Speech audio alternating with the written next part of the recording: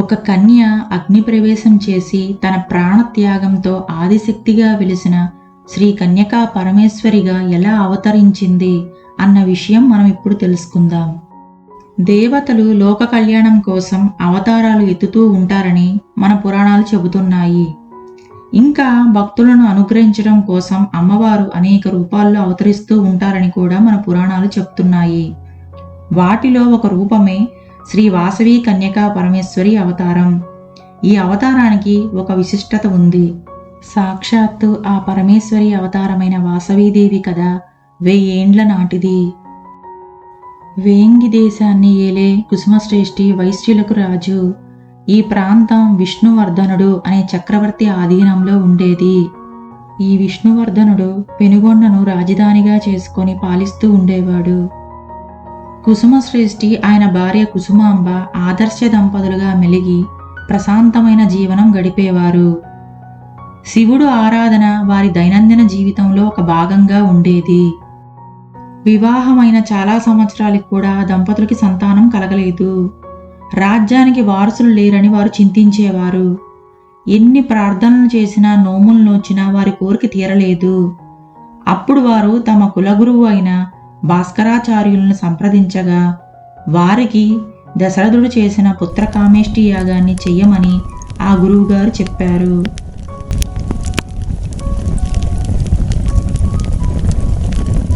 అంతటా ఒక పవిత్ర కాలంలో వారు ఆ యాగాన్ని తలపెట్టారు.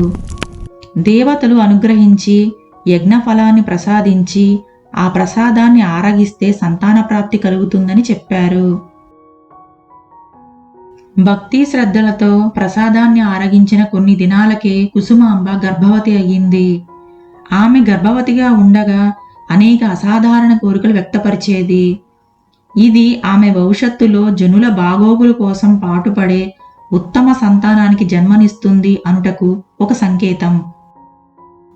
వసంతకాలంలో సర్వత్రా ఆనందాలు నెలకొన్న వేళ వైశాఖ శుద్ధ దశమి శుక్రవారం ఉత్తరా నక్షత్రం కన్యారాశిలో కుసుమాంబ కవల పిల్లలకి జన్మనిచ్చింది.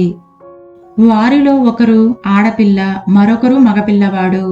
అబ్బాయికి విరూపాక్షుడు అని, అమ్మాయికి వాసవాంబిక అని నామకరణం చేశారు. బాల్యం నుండి విరూపాక్షుడు భవిష్యత్తులో రాజుకు కావలసిన అన్ని లక్షణాలను చూపేవాడు. వాసవి అమ్మవారు అన్ని కళల్లోనూ ఆరితేరి సంగీతం మరియు తర్కశాస్త్రాల్లో మక్కువ చూపేది. వాసవాంబిక అమ్మవారు బాల్యం నుండే శివునికి గొప్ప భక్తురాలు. ఆమె అసాధారణ సౌందర్యం కలిగి ఉండేది. భాస్కరాచార్యుల శిక్షణలో విరూపాక్షుడు వేదాలని అభ్యసించాడు. గుర్రపు స్వారీ, విలువిద్య, కత్తిసాము మొదలైన యుద్ధ విద్యలను నేర్చుకున్నాడు. విరూపాక్షుడు యుక్త వయస్కు రాగానే ఆలేరుకు చెందిన అర్ధిశ్రేష్ఠి కుమార్తె అయిన రత్నావతిని వివాహమాడాడు. వివాహానికి విచ్చేసిన అతిథులందరూ త్వరలో వాసవి వివాహం కూడా ఇంత వైభవంగా జరుగుతుంది అని భావించారు.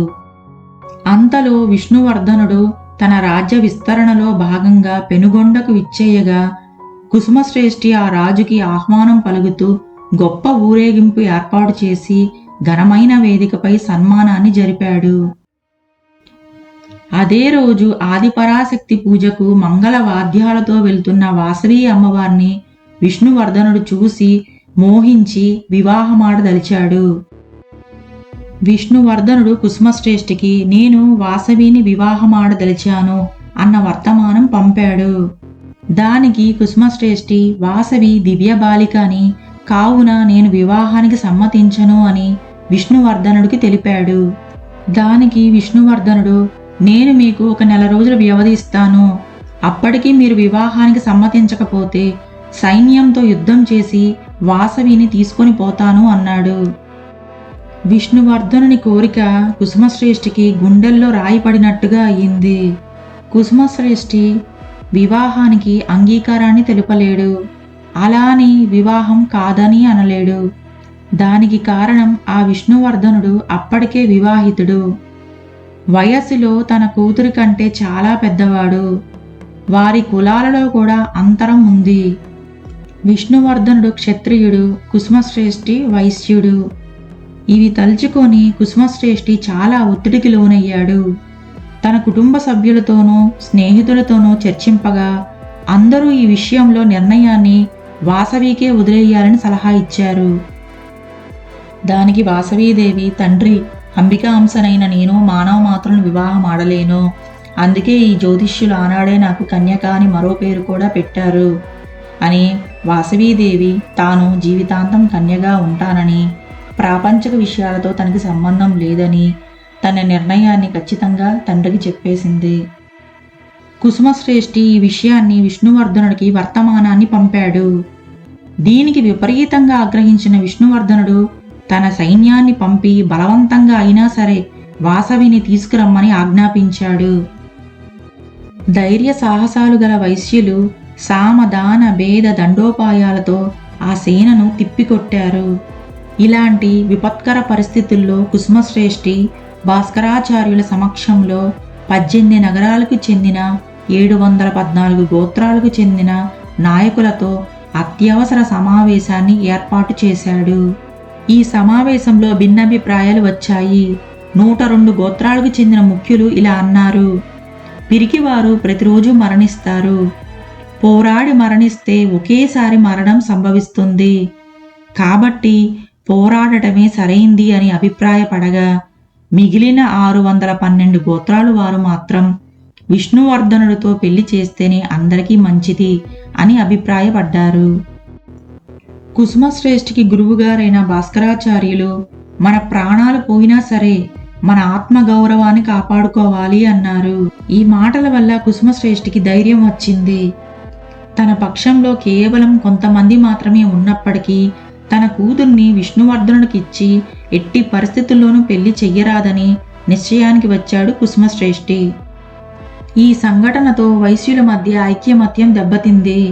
విష్ణువర్ధనుడు దెబ్బతిన్న పాములా పగబట్టి తన శత్రువులను తుదముట్టించటానికి తన సమస్త సేనలను కూడదీసుకొని సంసిద్ధమయ్యాడు. ఈ పరిణామాన్ని ఎదుర్కోవడానికి పెనుగొండలో ఉన్న 102 గోత్రాలకు సంబంధించిన వైశ్యులు కుసుమశ్రేష్ఠికి అండగా నిలిచారు. నాటి సమావేశంలో మొదటిసారిగా వాసవాంబిక తన ప్రతిస్పందనను సభాపూర్వకంగా తెలియజేసెను.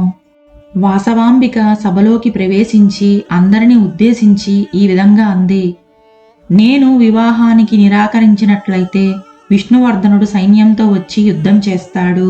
యుద్ధం వల్ల ఎంతో మంది సైన్యం నశిస్తారు. అపార ధన నష్టం, జన నష్టం జరుగుతుంది. ఎంతో మంది పుణ్యశ్రీలు వైధవ్యంతో బాధపడతారు. నా వల్ల ఇంత రక్తపాతం జరగకూడదు. ఒక అమ్మాయి కోసం మనం అంత రక్తం ఎందుకు చిందించాలి? మన స్వార్థం కోసం సైనికుల జీవితాల్ని ఎందుకు అర్పించాలి? యుద్ధం అనే ఆలోచనను విరమిద్దాం. దానికి బదులు ఒక కొత్త పద్ధతిలో పోరాడదాం. అహింస విధానంలో మనల్ని మనం అర్పించుకుందాం. దృఢ సంకల్పం, పట్టుదల ఉన్నవారు మాత్రమే ఈ పోరాటంలో పాల్గొనగలరు. వాసవాంబిక చెప్పిన విధానానికి తల్లిదండ్రులు అంగీకరించి ఆమె తీసుకున్న నిర్ణయం సరైందని భావించారు. వాసవాంబిక సూచనలను అనుసరించి ఒకానొక మాఘ శుద్ధ పాడ్యమి రోజు గోదావరి నది ఒడ్డున బ్రహ్మకుండం అనే పవిత్ర స్థలంలో రాజభటులు 103 అగ్నిగుండాలను ఏర్పాటు చేశారు. అప్పుడు వాసవాంబిక ఆ 102 గోత్రాలకు సంబంధించిన జంటలను ఉద్దేశించి, మీరంతా నాతో పాటు మంటల్లో దూకడానికి సిద్ధంగా ఉన్నారా అని అడిగితే వారంతా మాకు అంగీకారమే అని తమ అభిప్రాయాన్ని వ్యక్తం చేశారు. వాసవాంబిక చిన్నతనం నుంచి చేసే చేష్టలు, మాట్లాడే మాటలకే వాసవాంబిక దైవీక స్వరూపం అని భావించిన ఆ గ్రామ ప్రజలు వాసవాంబికాదేవి అగ్నిప్రవేశం చేసి ఆత్మార్పణకు సిద్ధమవడంతో ఆ గ్రామ ప్రజలకు వాసవాంబిక ఆ ఆదిపరాశక్తి స్వరూపం అని మరింతగా బలపడింది. వారు వాసవీ కన్యకాంబని ఆదిపరాశక్తి అంశగా భావించి తమకి నిజ రూపాన్ని చూపమని కోరారు. దానికి వాసవాంబిక నవ్వి తన నిజరూప స్వరూపాన్ని దేదీప్యమానమైన వెలుగుతో చూపించి, నేను ఆదిపరాశక్తి ఆర్యమహాదేవి యొక్క అవతారాన్ని అని చెప్పింది. ధర్మాన్ని నిలిపేందుకు, స్త్రీల గౌరవాన్ని కాపాడేందుకు, విష్ణువర్ధనుని అంతం చేసేందుకు, వైశ్యుల ఔదార్యాన్ని ప్రపంచానికి చాటేందుకు కలియుగంలో తాను జన్మించానని చెప్పింది. సతీదేవి తనకు జరిగిన అవమానానికి ప్రతీకగా చితిమంటల్లో దూకినట్టుగానే నేను కూడా అగ్నిలోకి దూకి పుణ్యలోకాల్ని చేరుకుంటాను అని వాసవాంబిక చెప్పింది. ఈ కుసుమశ్రేష్ఠి గత జన్మలో సమాధి అనబడే గొప్ప ముని. ఆయన తన 102 గోత్రాలకు చెందిన బంధువులతో సహా మోక్షాన్ని కోరాడు. అందుకే మీ అందరినీ కూడా ఆత్మ బలిదానానికి పురికొల్పాను అని వాసవాంబిక అంది. వాసవాంబికాదేవి అక్కడ చేరిన వారందరికీ దేశభక్తి, నిజాయితీ, సమాజ సేవ, సహనం మొదలగు వాటి గురించి వివరించింది. వాసవాంబిక నోటి నుండి ఈ పవిత్ర వాక్కులు వెలువడగానే ఆది పరాశక్తి అవతారమైన ఆర్య మహాదేవి మానవ రూపంలో తిరిగి వాసవాంబికగా ప్రత్యక్షమైంది. అప్పుడు 102 గోత్రాలకు చెందిన వారు కూడా తమ ఇష్టదైవాలను తలుచుకొని అగ్నిగుండంలోకి దూకారు. యుద్ధానికి సిద్ధమై వస్తున్న విష్ణువర్ధనుడికి దుశ్శకునాలు ఎదురైనప్పటికీ తన సేనతో పెనుగొండ పొలిమేరల్లో ప్రవేశించాడు. అప్పుడు విష్ణువర్ధనుడి గూఢాచారులు అప్పటి వరకు జరిగిందంతా విష్ణువర్ధనుడికి చెప్పారు. వాసవాంబిక అగ్నిగుండంలో దూకింది అన్న వార్త విన్న విష్ణువర్ధనుడు రక్తం కక్కుకొని తల పగిలి అక్కడికక్కడే మరణించాడు. వాసవాంబిక చేసిన ఆత్మత్యాగం, విష్ణువర్ధనుడి మరణం గురించి పట్టణమంతా మారుమోగిపోయింది. విష్ణువర్ధనుడి చర్యలను ఖండించి ఒక నూతన శకానికి నాంది పలికిన వాసవి అమ్మవారు మరియు ఆమె అనుచరులను ఊరు మొత్తం కొనియాడారు. ఈ సంఘటనని తెలుసుకున్న విష్ణువర్ధనుడి కుమారుడు రాజరాజ నరేంద్రుడు హుటాహుటిగా పెనుగొండ పట్టణ పొలిమేరలను చేరుకొని విలపించాడు. ఆ తరువాత విరూపాక్షుడు వచ్చి అతన్ని ఈ విధంగా ఓదార్చాడు.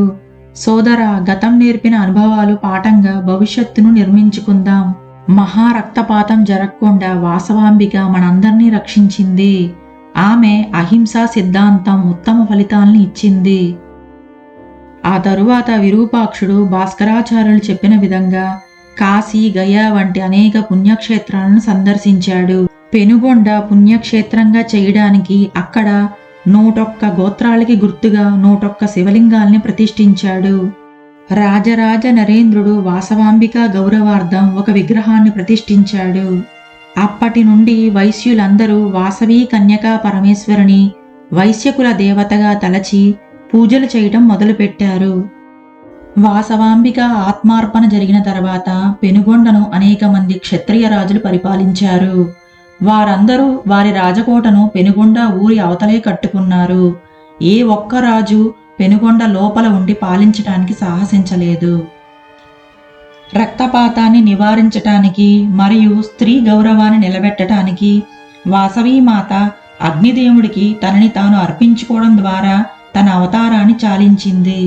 ఈ రోజును అన్ని వాసవీ దేవాలయాల్లో పెద్ద ఎత్తున ఆత్మార్పణ దినోత్సవంగా జరుపుకుంటారు. వైశ్యుల కీర్తిని విశ్వవ్యాప్తంగా వ్యాపింపజేసినందుకు గాను వాసవాంబిక అమ్మవారు ఎప్పటికీ అజరామరం అయ్యింది. ప్రాపంచిక సుఖాలను విస్మరించిన వాసవాంబిక అమ్మవారు వైశ్యుల మనసులలో ఒక విజేతగా, శాంతికి చిహ్నంగా ఎప్పటికీ నిలిచిపోతుంది. వాసవి కన్యకా పరమేశ్వరీ దేవి చరిత్ర శ్రద్ధగా విన్నవారు వారి జీవితంలో కష్టాలు తొలగించుకొని సర్వసుఖాలు పొందుతారు. ఓం శ్రీ వాసవాంబాయై నమః. మరొక ఆధ్యాత్మిక కథలో మళ్ళీ కలుద్దాం. అంతవరకు సెలవు. నమస్కారం.